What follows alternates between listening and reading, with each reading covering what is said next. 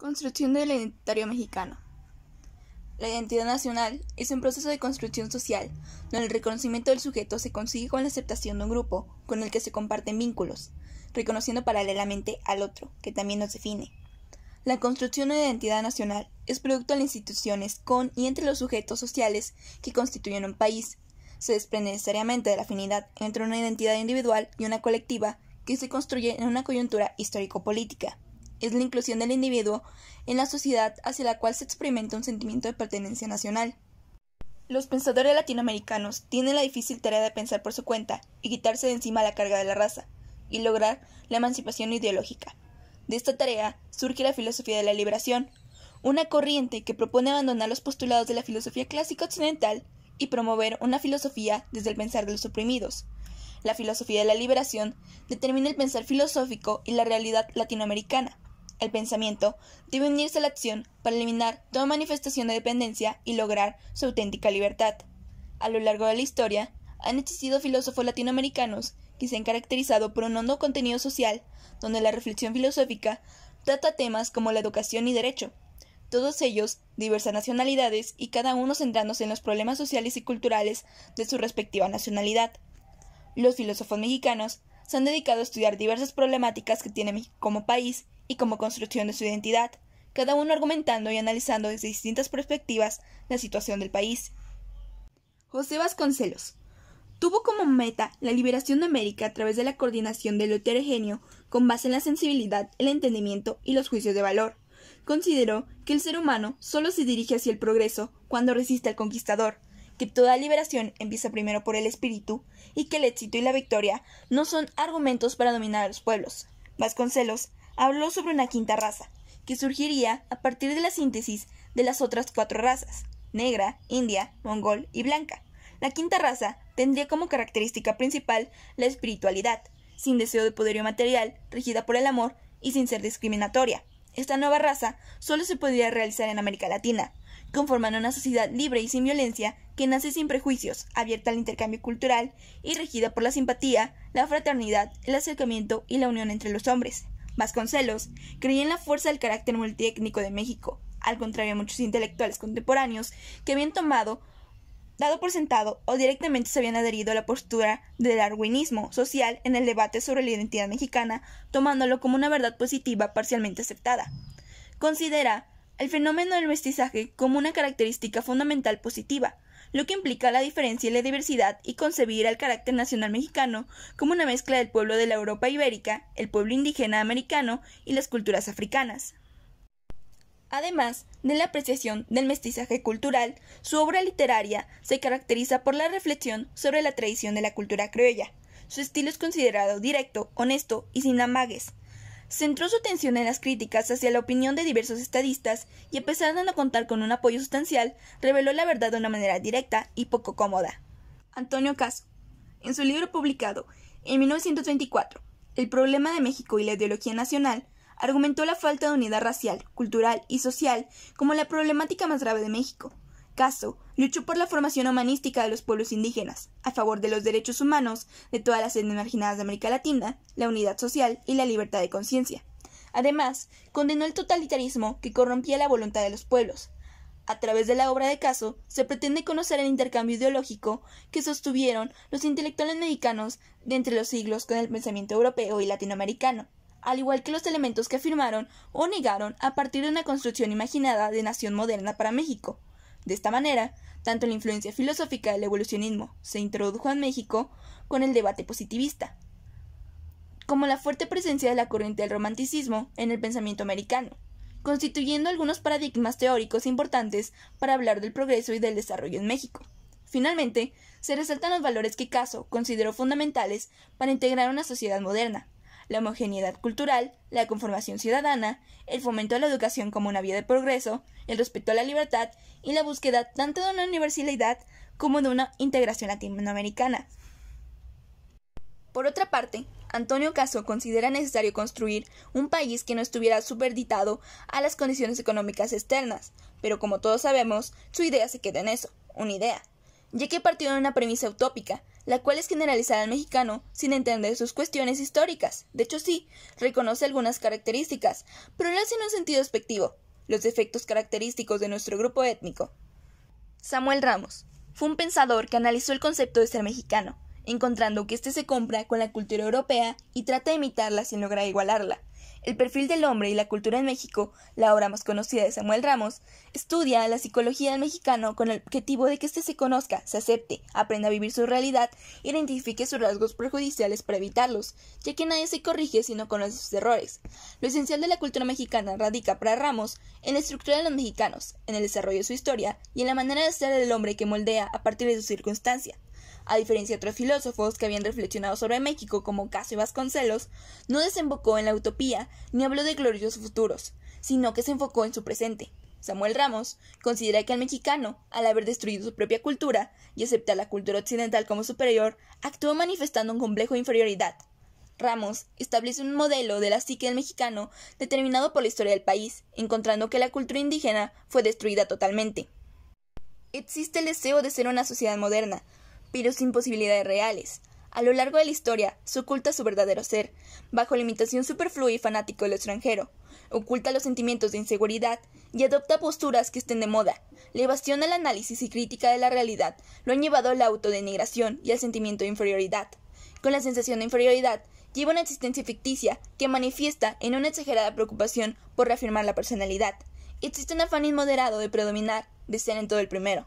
Ramos toma como arquetipo de la cultura mexicana al pelado, personaje cuyas características son un explosivo por naturaleza, solo es un fanfarrón, ni hombre valiente ni fuerte, agresivo y peligroso, con una historia de vida adversa, intenta afirmarse utilizando un lenguaje grosero y agresivo, desconfiado de sí mismo y por tanto arriesgado, espera todo de Dios o de quien lo gobierna, y machista como expresión de su complejo de inferioridad.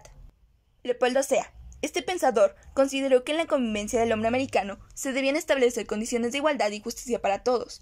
Argumentó que los hechos históricos y las ideas no son independientes entre sí, sino que son reacciones a determinadas situaciones de la vida humana y popular. Consideró que los pueblos deben asimilar su pasado, su historia, para no llegar a sentirse amenazados por ella. Por ejemplo, el mexicano, como cualquier otro hombre, al dejar de negar su pasado, que lo hace aislarse y persistir de una mentalidad colonial, podría tomar conciencia de sus posibilidades y vencer sus impedimentos. Octavio Paz. En su obra, El laberinto de la soledad, fundamenta la identidad de los mexicanos como una acción de abrirse al exterior y de dialogar con un ser divino, como una manera de descargar el alma, como parte de la construcción social de la realidad y los elementos míticos presentes de la cultura. Para Paz, México es el país de la soledad y el fatalismo, un país de las muchas máscaras que son utilizadas en diferentes festejos llenos de colorido y ritmo, para aparentar una felicidad que en realidad refleja su soledad. El trauma que provoca el problema de identidad de los mexicanos al sentirse producto de una violación, de una conquista española donde las madres y las mujeres en general fueron ultrajadas, ofendidas y descalificadas, y los valores, reconociéndose de procedencia mestiza, ignorados, abandonados y despreciados.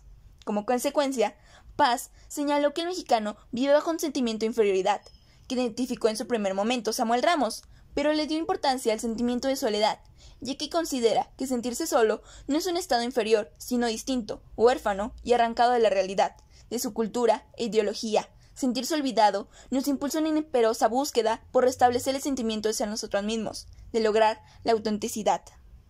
Acerca de las fiestas civiles y religiosas, este escritor reflexionó en ellas. Los mexicanos pueden expresar y satisfacer sus necesidades de la compañía de los otros, de no estar solo, de sentir que forma parte de una comunidad que vive y se manifiesta en un tiempo que desea detenido.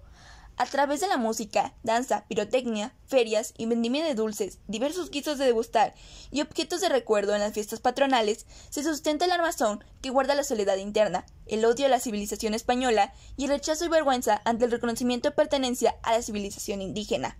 El mexicano, al no sentirse identificado ni como indígena ni como español, se vuelve hijo de la nada, se disuelve en el mundo y se siente en soledad. Las reuniones civiles de celebración de cumpleaños, bautizos, bodas, etc., son muy representativas del mexicano creyente, pero a la vez pesimista por adoptar una religión, según la percepción de Paz, como un medio de salvación ante la pérdida de su historia.